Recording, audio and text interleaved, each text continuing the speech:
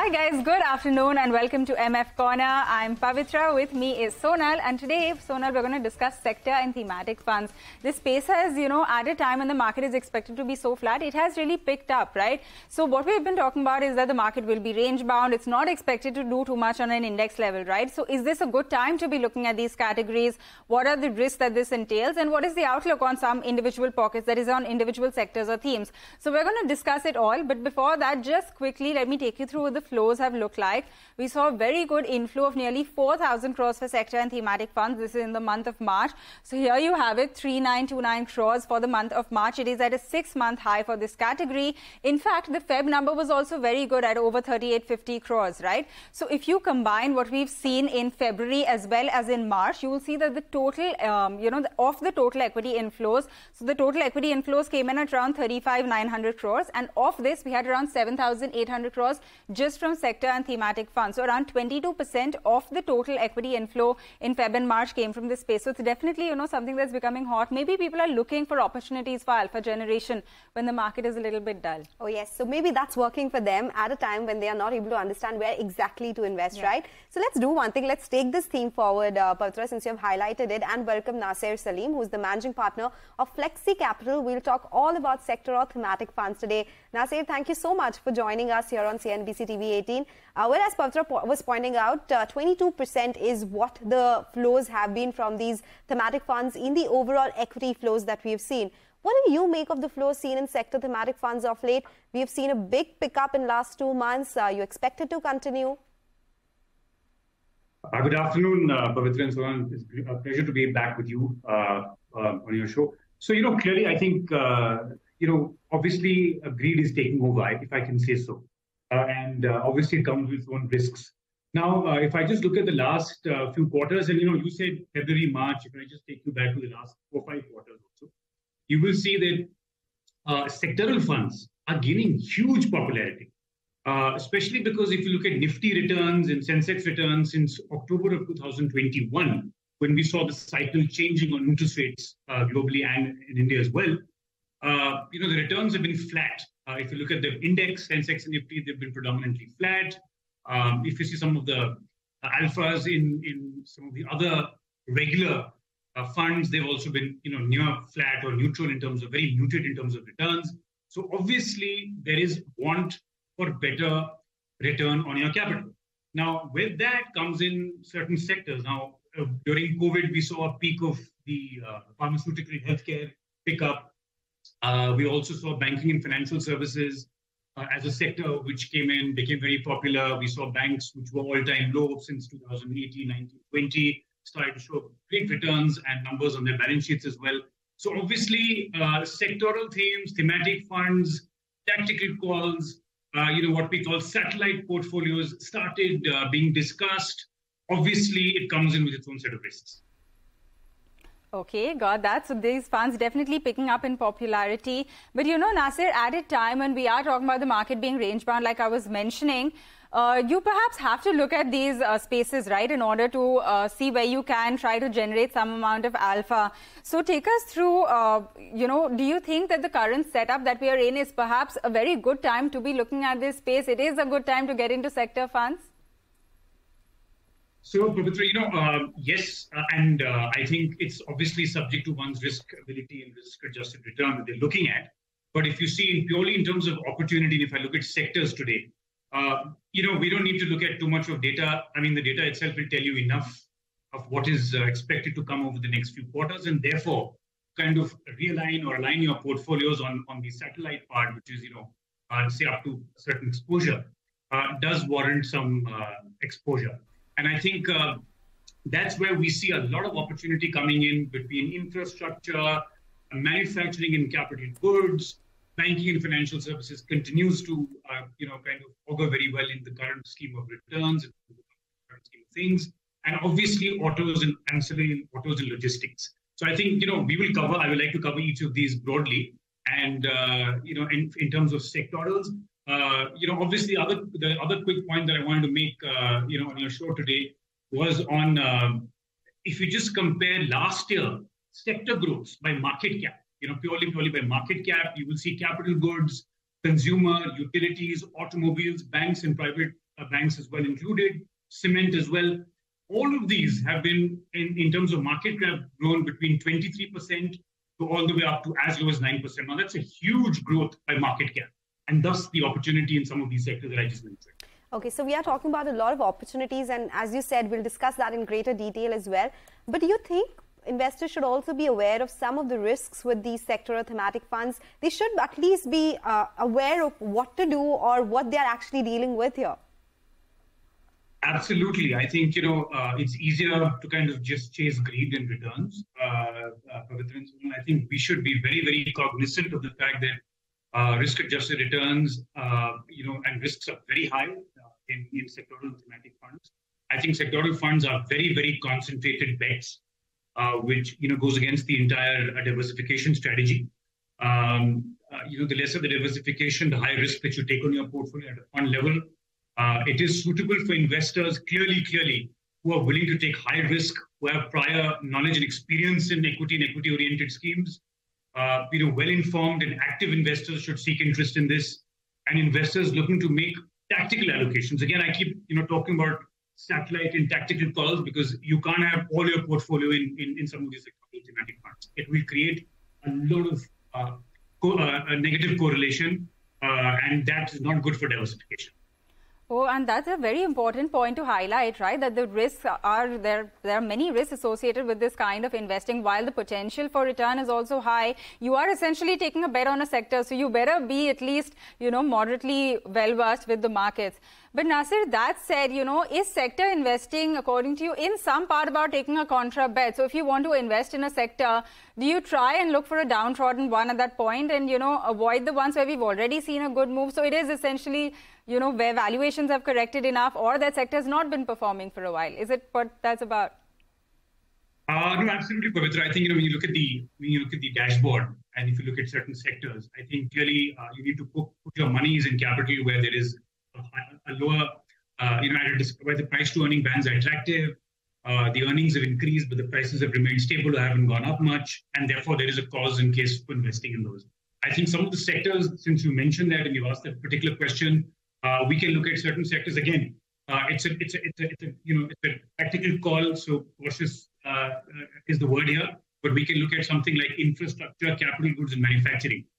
Why I'm saying infrastructure is because today, if you look at, there is strong government impetus on reviving India's investment cycle, which is an ongoing basis. Capital investment remains key focus. Even, you saw in the latest budget, which came up in FY24, there was outlay, which was increased to 33.4%, ahead of the nominal GDP growth of 10.5%, rupees 10 lakh crores. So that's a big number. I think capex to GDP is now pegged at an all-time high of about 3.3%. So, very interesting numbers there. Increase in capex announcements, Sonal, are hinting towards a revival investment by private corporates. I mean, the government has been continuing to say that when will the private start coming in? So I think that's a big hint. I think, the other very important point is individuals increase in investments towards real estate, driving new project launches. We saw something recently in the Delhi NCR region. It got sold within 72 hours of its launch. These are all points, trigger conditions and points that tell you that infrastructure as a space could be interesting. And one very important thing on infrastructure, again, before I get on to the next sector, is, if you go back, if you look at the timely exposure to do these opportunities historically, delivered significant returns. So, for example, if you go back in between FY 2004 and 2008, this is data which can be shown, Nifty infrastructure, for example, delivered a 59% CAGR return versus a Nifty 50 that time of just 36%. So you saw a huge outperformance between 2004 and 2008. This can kind of repeat again, given where we are in terms of the play. Okay. And again, attractive valuations. S&P BSE India Infrastructure Index currently is trading at a discount relative to the S&P BSE Sensex and its own historic average price to earning multiple. So therefore, infrastructure is something which is a play which is being looked at by a lot of experts today. Okay. And that's a call that we can definitely look at. Okay, Nasser, we have a whole host. Yes, we have a whole host of questions for you, and we want to know your take on other sectors as well. But we'll slip into a short commercial break, and on the other side, we'll continue this chat.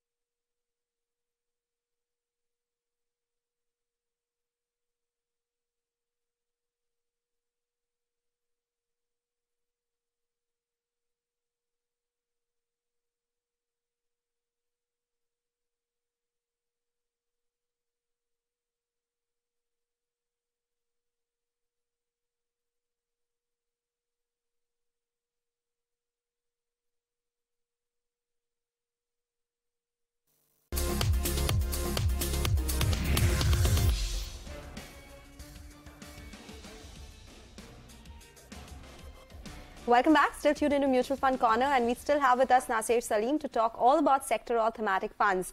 Well, you know, Nasser, we are talking about a lot of funds and which one look good right now and maybe ripe for investment. So the first one that comes to our mind definitely is the IT sector. We've seen so much happening, so much wealth damage in the last couple of days, but mid-cap IT has picked up today. So do you think it's a good time to look at this fund since we've already seen so much damage and huge cuts here? You know, I'll be very, well, that's an interesting question again. I think on as far as, IT is concerned, we feel that the earnings could be a little muted over the next few quarters. And, it could give you a good fillip, but, considering you need to have a minimum horizon of at least 36 to, 40 months, we feel that because of geopolitical tensions, global interest rates rising, and with earnings which are a little muted, we also saw some of the TCS numbers, some of the larger IT firms that we saw, Infosys, for example, in particular as well.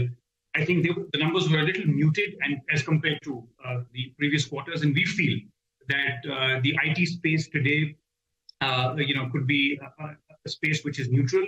And while it is become a little attractive in terms of price to earning, but the momentum still will be better in certain other sectors as compared to IT. So therefore, we have a neutral call on the IT as an index. All right, neutral call on the IT sector. What about banking, right? That's the other one that we have been talking about. So much is said about the asset quality improving, about, we are seeing perhaps the peaking of NIMs in this quarter as well. But how do you look at this space? And do you think that you would advise a banking sector fund right now? So, Pavitra, again, I think banking sector, we've been overweight and we've been, very bullish on the sector as a whole. We feel that there's been a lot of reforms that have been done and are expected to also look at in terms of the entire banking and financial services sector. I think one of the key few points if you were to see is that the banking sector has witnessed a rebound in huge credit growth. If you just look at private sector banks have led the way between FY18 to all the way up to FY22, there has been, between private sector, and sort of the PSB, public sector banks, we've seen private sector banks leading the way. If you look at the retail loan books today, they've been key drivers of credit growth, and that will continue for the next few quarters. I think the other very, very important point on banking and financial services is if you look at the gross non-performing assets, they've been on a constant decline from FY 2018 all the way to FY 22. So if I look at just your numbers, at the peak of FY 18, when we saw a lot of credit crisis, we saw a lot of banking NPA issues coming up. It was at all-time high of 11.4%. Today, it's dropped to almost sub 6%. So the numbers between FY22 is 5.9%. So that's again a big shout out.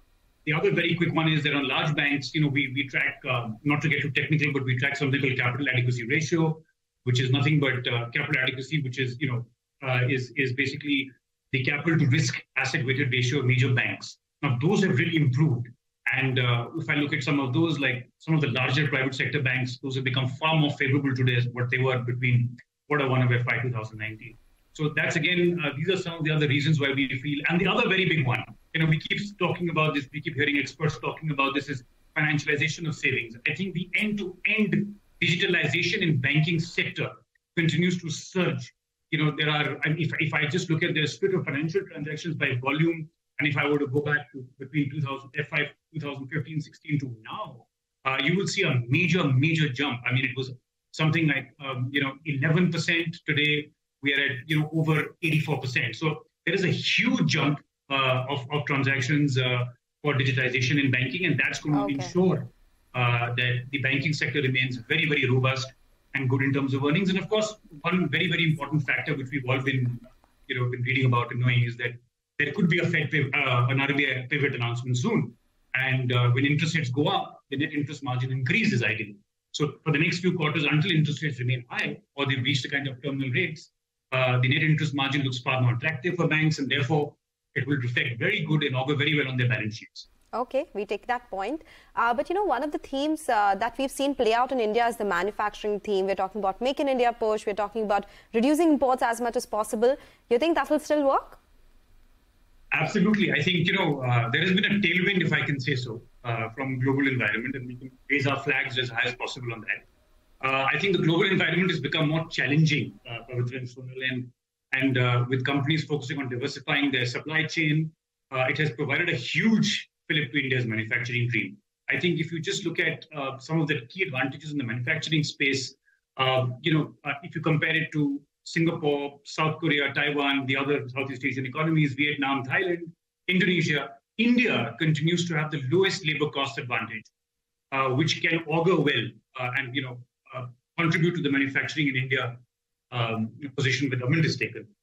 The other key announcements, one is, of course, just trying to aspirationally dream big. But the other big announcements by some of the bigger names, for example, Samsung, Foxconn, Lava, if I can think of some more, Nokia, Flextronics, they've actually committed, Siemens Healthcare, for example, they've committed huge amounts of money. Medicure, a huge amount of money has been committed between $5.6 billion US dollars all the way up to 0.9, and between FY21 all the way up to 26. So over the next 3 to 4 years, there is going to be a lot of money which is going to start coming in the manufacturing space. And this, of course, augurs again very well with the entire India's consumption engine. We keep talking about this. There is a working age population ratio which is very, very healthy as compared to the other economies around us. Rising working age population coupled with wider scope for penetration will accelerate India's consumption engine. And we also feel that India has larger scope to penetrate in certain white goods consumption with rising income levels. So I don't know, a lot of investors have been talking about this, experts have been talking. The products today, for example, auto, outbound trips, air conditioners, refrigerators, smartphone users, internet users. Today, the penetration levels in terms of manufacturing and consumption is actually very muted. Today, India, for example, the products that are manufactured for auto and its sector is only 4%. If you compare this to China, they're at 15%. If you compare it to the USA, it's 81%. So, for example, if I look at refrigerators, India's contribution is only 18% as of now. 94% comes in from China, 100% comes in from the US of A. So, smartphone, today we recently saw some great headlines on Apple announcements. I think smartphone users today is 37% in India, China is 54%, US is 83%. So I think the entire consumption engine is going to contribute majorly to this sector. We're definitely with you on that, and this is a view that we've heard time and time again. But Nasser, we've spoken so much about how to get into these funds, which funds you can perhaps look at right now, but it's equally important to know when to get out of sector funds, right? Because what you're essentially trying to do is guess when the up move is done, and you may see some kind of rotation in the market. That cannot possibly be easy, but tell us, how would you go about this? So again, very, very simple. I think it's a very simple approach. You need to be engaging with your experts, your advisors, your people whom you consult. I think number one is you should understand the basic concept of price to earning. I think it's very, very important when you're looking at, if prices become expensive, you will not want to buy it. When they are cheap with a perspective of growth, you will want to go buy it. So that's a basic fundamental. My humble submission to your viewers is they should track price to earning bands if they are being recommended any particular sector. That's the first one. The second quick one is, it's a very simple disciplined process. Identify cap and call triggers. Speak to your, advisors, your distributors, and tell them, ask them, can we work on certain cap and calls? Cap and calls is very, very simple. You put in 100 rupees. There is a cap. If you go and in absolute sense you make 10%, can you come out? Then you exit. On the downside, there's a call if it comes down below a certain percentage, say for example 5% or 4%, because as we said to you, thematic and sectoral funds are very, very risky in terms of volatility. Right? They move very quickly in terms of shorter periods, and you can start losing principles. So therefore, just fixing cap and call facilities at the fund level would be a good idea. Perhaps exit it only if it continues to underperform over the period of over the period of anticipation that you invested in. So, for example, if you put in it for a particular period and you feel, obviously, this is long term, it's not short term at all. But in that period, if the performance is relatively worse as compared to some of the other peers, you can look at exiting, because they give sectoral and thematic funds can give very high returns for certain periods of time, Pavitra and Sonal, and can underperform for many, many consecutive years. So that's a very, very big challenge which we need to kind of be very cautious of. And cut down. The last point is, on this is, if I can think of any other, is that cut down exposure on sectoral funds, which have risen sharply in the portfolio as compared to the overall portfolio, so that, you cut down your exposures and the diversification remains ideal at a portfolio level. Okay, Nasser, thank you so much for all your expert opinion on thematic funds, when to enter individual sectors as well. So it was a pleasure speaking with you, and thanks a lot for joining us today. And with that, it's a wrap on this edition of Mutual Fund Corner. But stay tuned for Closing Bell to take you through the last hour of trade.